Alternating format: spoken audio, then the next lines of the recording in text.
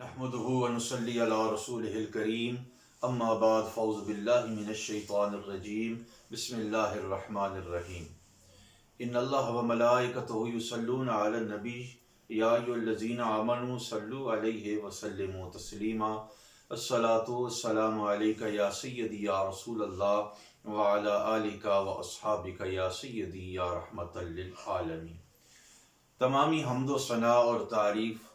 اللہ سبحانہ و تعالیٰ کے لیے کہ جو مالک حقیقی ہے اور خالق حقیقی ہے، اور ہمارا اللہ اور خالق ایسا کریم اور رحیم ہے کہ جو اس کو خدا مانتے ہیں وہ ان کو بھی کھلاتا ہے، اور جو اس کی خدائی کے منکر ہیں وہ ان تک بھی رزق کے تحفے پہنچاتا ہے۔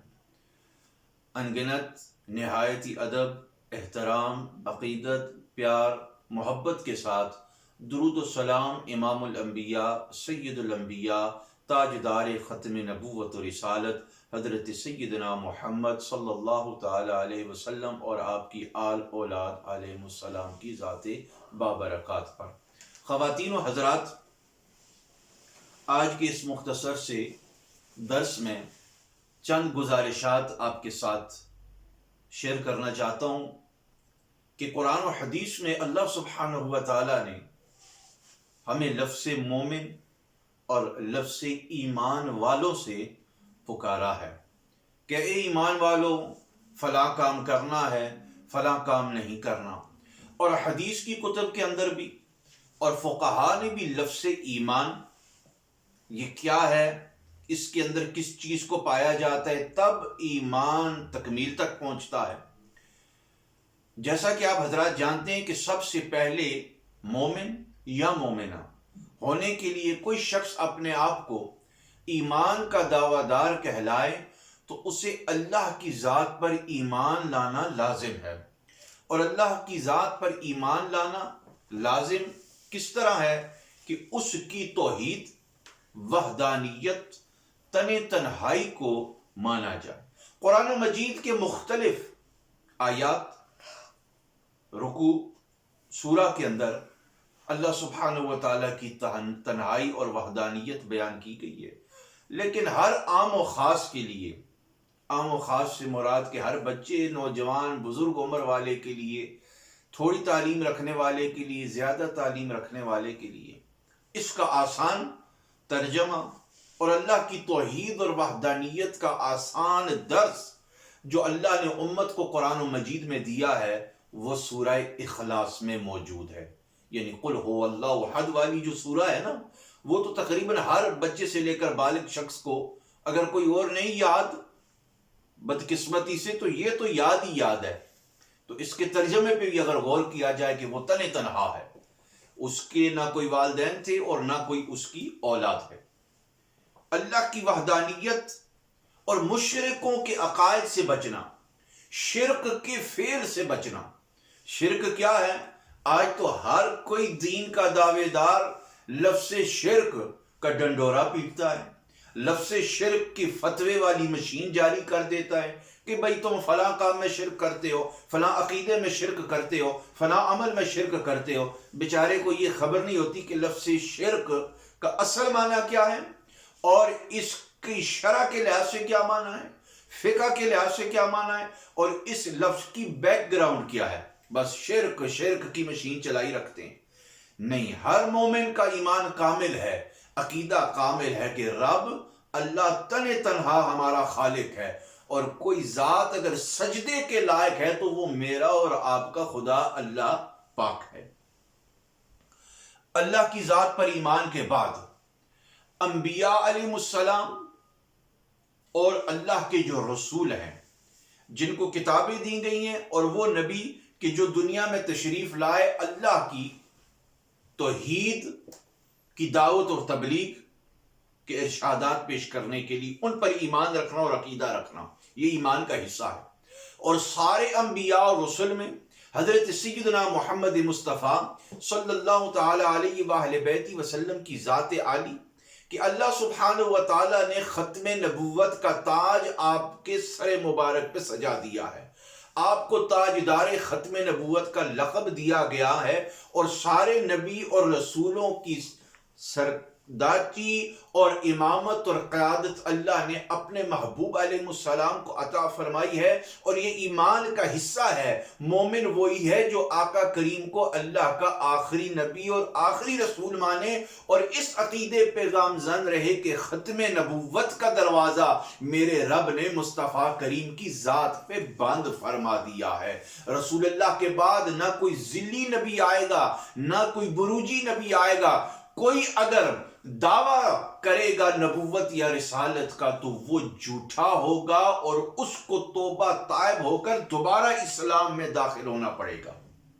اللہ کی ذات پر ایمان، رسول اللہ کی رسالت اور دیگر انبیاء کی نبوت اور رسالت پر ایمان، باللسانی، یہ زبان کے ساتھ ہم نے اقرار کیا، آپ نے اقرار کیا۔ تصدیق بالقلب، دل میں، قلب میں اس کو ماننا، اس کا یقین رکھنا۔ اس کے بعد پھر دیگر عقائد میں، ایمان میں جو چیزیں شامل ہیں وہ ان پہ عمل کرنا، ان کو ماننا، یعنی قرآن و حدیث کے عقائد کے مطابق، ترجمانی کے مطابق۔ آسان لفظوں میں یہ کہنا چاہتا ہوں کہ عقیدہ کیا ہے؟ عقیدہ وہ ہے جو قرآن سے اور حدیث سے ثابت ہے، اور اس کا نام ہے عقیدہ اہل سنہ والجماع۔ عقیدہ اہل سنہ والجماع باقی جتنے بھی عقائد ہیں، باقی جتنی بھی چیزیں ہیں، ان کا کسی نہ کسی مسئلے پہ ٹکراؤ آتا ہے، اختلاف آتا ہے، لیکن عقیدہ اہل سنہ وہ خالص ہے کہ جو قرآن اور حدیث کے حصہ اور اس کی نورانیت سے روشن اور منور ہے۔ قرآن مجید کے بعد رسول اللہ صلی اللہ تعالی علیہ وسلم نے اپنی حدیث پاک کی کتب کے اندر بے شمار روایات بیان فرمائی ہیں۔ کتاب مسلم میں امام الانبیاء سید الانبیاء صلی اللہ تعالی علیہ وآلہ بیتہ وسلم نے ایمان کا مقام، ایمان کی برکت، ایمان کی شان بیان کرتے ہوئے فرمایا ہے کہ وہ شخص، مرد ہو یا عورت، اس نے ایمان کا ذائقہ حاصل کیا کہ جس کسی نے بھی اس بات پہ یقین کر لیا کہ میرا اللہ خدا اللہ ہے اور اللہ کے خدا ہونے پر وہ راضی ہوا۔ دوسری بات رسول اللہ نے فرمایا کہ جس کسی نے مانا کہ اسلام میرا مذہب ہے اور اس پہ راضی ہوا۔ تیسری بات، جس کسی نے بھی مانا کہ حضرت محمد صلی اللہ علیہ وسلم اللہ کے رسول ہے اور ان کے رسول ہونے پر اور اپنے رہبر ہونے پر وہ راضی رہا، تو اللہ تعالیٰ اس کے ایمان کو قابلیت اور کامل اور اکمل ہونے کا درجہ عطا فرمائے گا۔ یعنی کیا پتہ چلا؟ ایمان اس کا کامل ہے، ایمان اس کا قبولیت کے درجے پہ پہنچ گیا جو اللہ کو مانے پھر خوش ہو اللہ پر، پھر اسلام کو مذہب مانے پھر اس مذہب پر خوش ہو، پھر رسول اللہ صلی اللہ علیہ وسلم کو اللہ کا رسول مانے اور ان کی رسالت پر، قیادت پر خوش ہو، تو اللہ تعالیٰ ان تین باتوں کی وجوہات کی وجہ سے بندے یا بندی کو قبولیت کا مقام ایمان عطا فرماتا ہے۔ دوسری روایت سید عالم صلی اللہ تعالی علیہ وآلہ بیتہ وسلم نے ارشاد فرمایا، جو کوئی خوش نصیب مرد یا عورت گواہی دے گا کہ میرا اللہ تنہا ہے، کوئی بھی عبادت کے لائق نہیں سوائے اللہ کے، جس وقت وہ اس بات کو تصدیق بالقلب اور باللسانی یعنی زبان سے بھی کہے گا،